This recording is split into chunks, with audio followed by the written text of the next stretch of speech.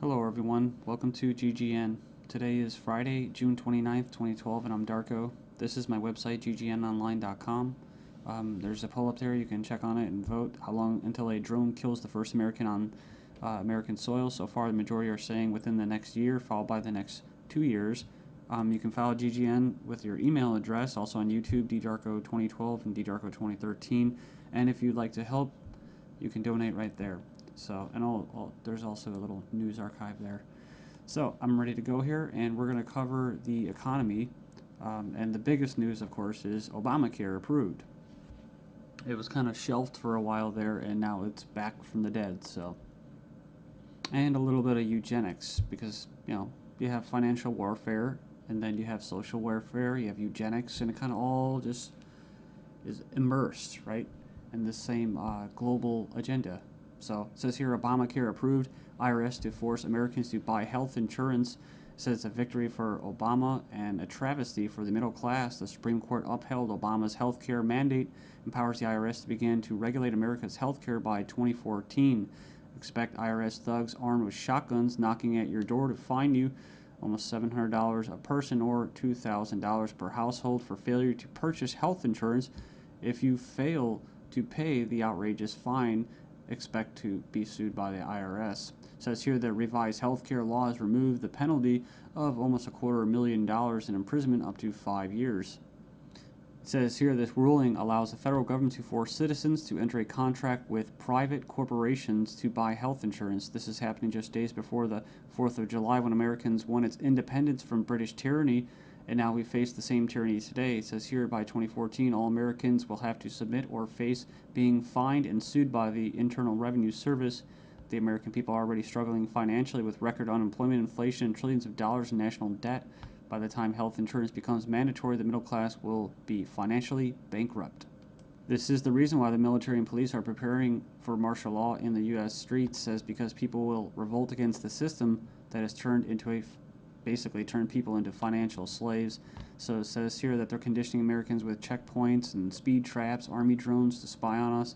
We're going to cover all this, rolling out the tanks and putting military goons on residential streets to prepare us for what is to come in the future. It says here the Bilderberg Group discussed in Spain about wanting to level America into a third world impoverished nation where we're all poor under world government dictatorship. It says here soon the Americans' standard of living will drop significantly, and it won't just be the standard of living, it will be their age of death, right? Their basically the average lifespan. It says here services will be cut. We're going to get into that too, death pathway and stuff like that. Taxes will be increased until we become so poor that we are unable to fight, and resistance will be futile. As Americans issue split decision on healthcare ruling, nearly 2/3 believe politics played too great a role. So it says Americans are sharply divided over Thursday's Supreme Court decision on the 2010 healthcare law, with 46% agreeing and 46% disagreeing with the High Court's ruling that the law is constitutional. Then you have from the Daily Bail, Obamacare complicated. Check out the flow chart. And yeah, there's our buddy, the IRS, right there. But it's just a god-awful mess. And you have Secretary of Health and Human Services in the middle.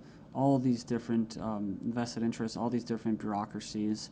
And the biggest invested interest that helped write the bill was the insurance companies. And they're the ones that are going to basically, how could you say, not profit. Well, they will profit, but they're going to get the best advantage from this, right? And if you would like an anarchist perspective on the whole Obamacare thing, I think Stefan Molyneux did a pretty good analysis of this. I think he held back a lot. I think he's gone over it and made his point so many times, his argument, that he was actually kind of just laid back about it. So it's kind of nice. It's 18 minutes, not too long. The truth about Obamacare, yes, it's even worse than you think. And right here in the description, he puts in there the 6 facts that he presents in his argument. So fact 1, there is no law in the U.S. anymore. Basically what he's saying is that if they could just do anything, then there's no law, right? And it's tricky because, in quote, in a stateless society, there would be what? No law. Well, there would still be common law. See, this isn't common law. This is political law. That's why you have pigs, political law enforcement, and the like that are going to be enforcing this, federal agents and that. So in other words, what he's saying is that you might as well just have no government, because right here you have a dictatorship with, quote, laws, right? They have laws that basically write in a dictatorship.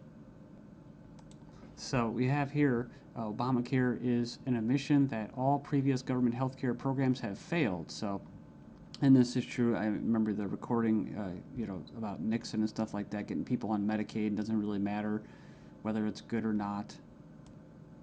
And in fact, costs have already doubled from initial estimates, and that's usually how it works. As soon as this gets closer to fruition, oh yeah, some hidden costs. Sorry, guys.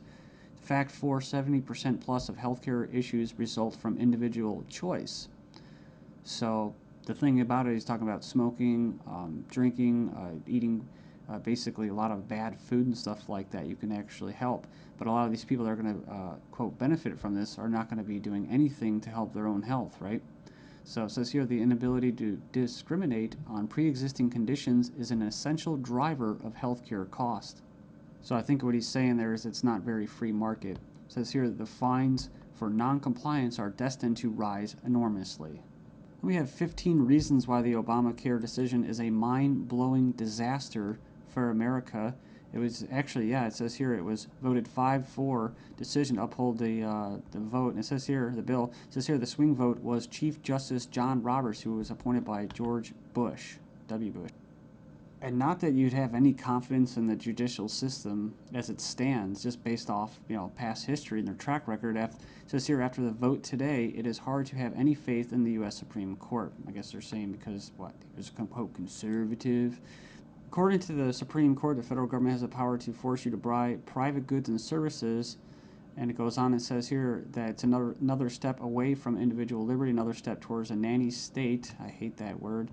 But it says here IRS is now going to be given the task of hunting down and penalizing Americans. And it says here, in fact, the Obama administration has given the IRS $500 million extra outside the normal appropriation process to help them enforce the provisions of Obamacare they're in charge of overseeing. It imposes more than 20 new taxes on the American people. And you can click the link there. If you click the title of this article, you can find it and check it out. So it says here, number 5, an attempt to control costs and promote efficiency. Obamacare limits the treatment options that doctors and patients can consider. In other words, the death pathway, right? The British system, this is likely to result in a decrease in life expectancy. That's what I was talking about in the United States in the beginning of this video. So yeah, it's going to send health insurance premiums soaring, especially for younger Americans. And, it's going to crush small businesses, as they say. And number 9, Obamacare is going to make the emerging doctor shortage in America a lot worse. So hundreds of thousands of doctors are leaving the medical profession because of this. It says here it's already forced the cancellation of dozens of doctor-owned hospitals. And it says here that the following is one example from the Alliance Defense Fund. It's an insidious little provision. It says here, did you know that this bill, you'll have to pay for life-saving drugs, but life drugs are free. So 100% free. If this plan were really about health care, it wouldn't be about, it would be the other way around. So yeah, it's like robbing from the future to pay for the living. So and it just turns into a god-awful mess. It's not even just politics, it's generational. 13 reasons why the revolution might start with Obamacare. Go in there and check that out. I'll just name a few and you can hopefully go in there and check it out. It says here that's a direct tax which is unconstitutional under Article 1, Section 9. And you can go in there and read that. It says here it violates states' rights since federal government does not have the constitutional authority to take over healthcare as stated in the 10th Amendment outlined in the Bill of Rights.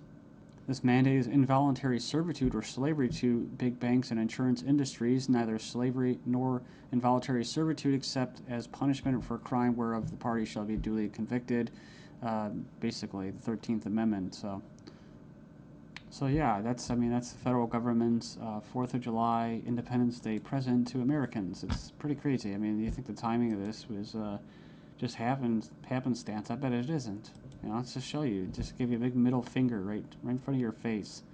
Stagnating life expectancies in the United States. Poor U.S. citizens live 5 years less than the affluent, but they don't talk, what about the middle class, right? So despite modest gains in lifespan over the past century, the United States still trails many of the world countries when it comes to life expectancy. We remember this article, top doctors chilling claim the NHS kills off 130,000 elderly patients every year. It says here, a professor says doctors use death pathway to euthanasia of elderly. Says here that Liverpool care pathway, death pathway, may be slippery slope to backdoor euthanasia. This is from 2009 from the Telegraph. Says here that the patient assessment selects those deemed close to death for withdrawal of food and fluids or being placed on a continuous sedation until they die off. Next up, we have another little example. Doctors said this individual was a typical lazy teenager. Actually, she had an aggressive form of cancer. So it goes on here. It says that she was finally diagnosed after she had an MRI scan following a fall. So basically, she was left undiagnosed for 6 months after doctors mistook her symptoms for typical teenager laziness. So as cancer rates soar due to the eugenics and that, I see these articles, European meeting to be held to raise awareness of the eugenic current of European society held in Strasbourg, France. It's hosted by the Parliamentary Assembly of the Council of Europe, or PACE, this week to address the alleged eugenic current of European society and eugenics and human rights issues of prenatal screening. It says here, currently the highest court in Europe is considering a complaint from a woman who claims that she was not given a prenatal screening which would have revealed her daughter's Down syndrome and thus allow her to choose to abort her child. They didn't go into this, which is what? Scottish toddlers to be tested to see if they will grow up to be drug addicts or criminals. So they're going to basically examine them to determine their capacity for violent crime, to be violent. But what happens when this comes to the UK? Thailand violent students to be drafted into our army automatically. And another possibility is this. Desperate Europeans try to sell kidneys and lungs being offered for as much as $250,000 as Europeans are grappling with the economic misery. Illegal organ sales are on the rise with desperate sellers willing to basically part with their kidneys, corneas, bone marrow, and even lungs to put food on the table. It says here, organized criminal groups are preying upon the vulnerable on both sides of the supply chain. So they're not just talking about Israel, they're talking about internet ads spotted across Italy, Spain, Greece, Russia. And, people leave comments about euthanasia. I don't, it's like I don't have a moral issue with somebody carrying out euthanasia as long as there's some kind of consent there. The only issue I have for it, or with it, and that's why I bring it up, is when it's in the government's hands, where we have a government legislating morality. They can't do that, like the death penalty. So I don't support the death penalty. With euthanasia, if you're declared a violent or criminal or deviant or drug, going to be a drug dealer, well then they go ahead and euthanize you, and then they can sell your body parts. And that's probably already going on in Asia and parts of the world. But what happens when people want to sell their entire bodies? Right, a one-time donation, or they could just sell their entire body and have it just basically, as they say, cannibalized for different parts. I mean, it sounds nice on the surface to help out your family and stuff like that, but that's talk about preying on the vulnerable, man. Then we have this guy, Jim Rogers, saying that financial Armageddon will happen despite the EU deal. Says the solution to too much debt is not more debt. 2 suicides in 2 days. Greece sees social backlash of crisis.